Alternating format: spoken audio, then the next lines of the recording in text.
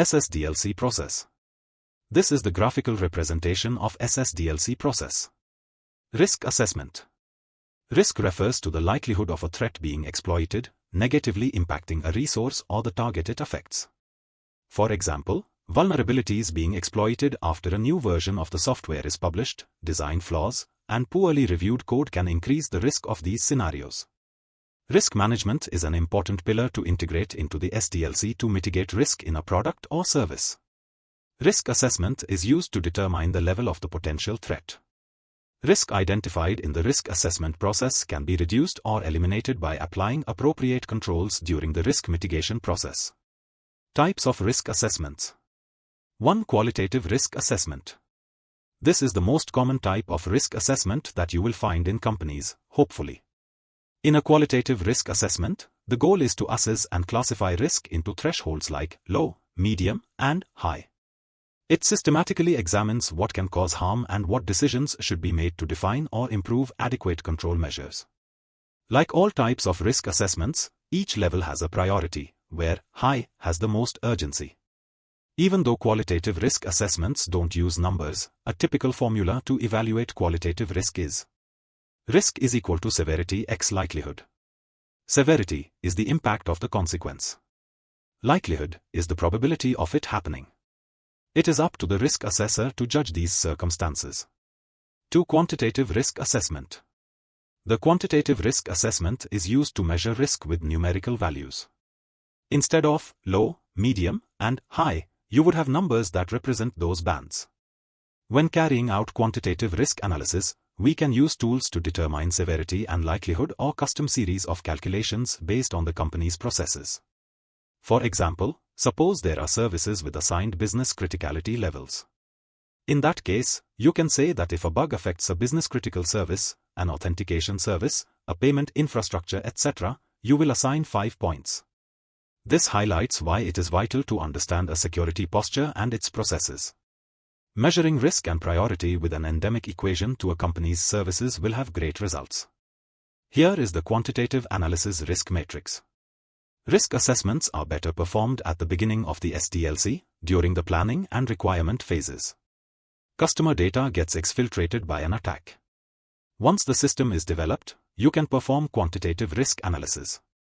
One customer can sue us for $20,000 if their data gets leaked, and we have 100 customers. However, the annual rate of occurrence is 0.001. Hence, annual loss expectancy is equal to $20,000 * 100 * 0.001 is equal to $2,000, meaning as long as our compensating security control is less than $2,000, we are not overspending on security. Threat modeling. Threat modeling is best integrated into the design phase of an SDLC before any code is written. Threat modeling is a structured process of identifying potential security threats and prioritizing techniques to mitigate attacks so that data or assets that have been classified as valuable or of higher risk during risk assessment, such as confidential data, are protected. When performed early, it brings a great advantage. Potential issues can be found early and solved, saving fixing costs down the line. There are various methods to perform threat modeling. Not all the methods have the same purpose. Some focus on risk or privacy concerns, while some are more customer-focused. We can combine these methods to understand potential threats better. It is essential to analyze which way aligns more with the project or business. Let's see one by one. First one, STRIDE. It stands for spoofing, tampering, repudiation, information disclosure, denial of service, elevation of privilege. STRIDE is built upon the CIA triad principle: confidentiality, integrity, and availability. Security professionals that perform STRIDE are looking to answer: what could go wrong with this system? Let's see about spoofing. It is an act of impersonation of a user by a malicious actor which violates the authentication principle from the perspective of the CIA triad. Common ways include ARP, IP, and DNS spoofing. Tampering. An intentional but unauthorized act resulting in the modification of a system, components of systems, its intended behavior, or data. It violates the integrity principle of the CIA triad. Repudiation. The ability of a user or system to deny having performed a particular action or transaction. This can happen in a number of ways, such as through the use of a false identity, the manipulation of logs or system data, or the deletion of evidence. For example, the attacker clears up all the logs that could lead to leaving traces. Information disclosure. Information disclosure, also known as information leakage, is when a website unintentionally reveals sensitive information to its users. Depending on the context, websites may leak all kinds of information to a potential attacker, including data about other users, such as usernames or financial information. Denial of service. Attack is an attack meant to shut down a machine or network, making it inaccessible to its intended users. DOS is a violation of the availability principle of the CIA triad. Elevation escalation of privilege.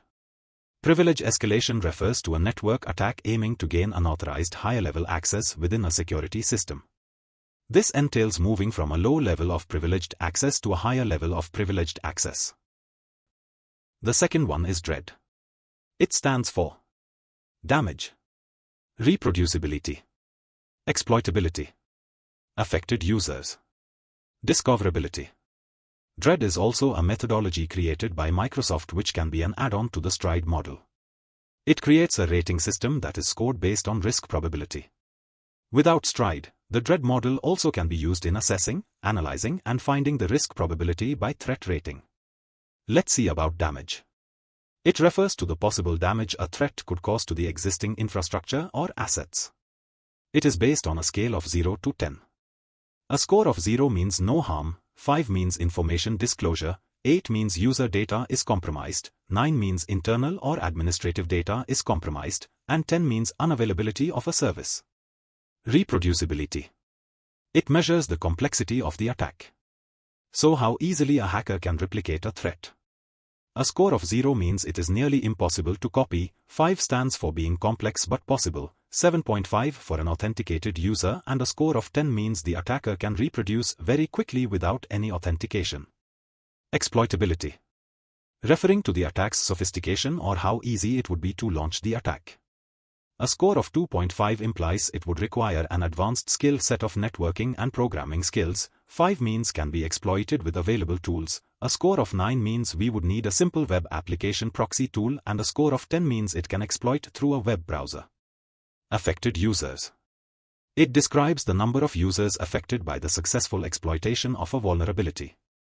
A score of 0 would mean that there would be no affected users, 2.5 shall mean for an individual user, 6 would mean a small group of users, 9 would mean significant users like administrative users, and 10 would imply all users are affected. Discoverability. The process of discovering the vulnerable points in the system. For example, the threat would be easily found in case of compromise. A score of 0 would mean it would be challenging to discover it, a score of 5 means that the threat can be discovered by analysis of HTTP requests, and 8 means it can be easily found as it's public-facing. A score of 10 would mean it's visible in the browser address bar. Third one is PASTA. It stands for Process for Attack Simulation and Threat Analysis. PASTA is short for Process for Attack Simulation and Threat Analysis. It is a risk-centric threat modeling framework.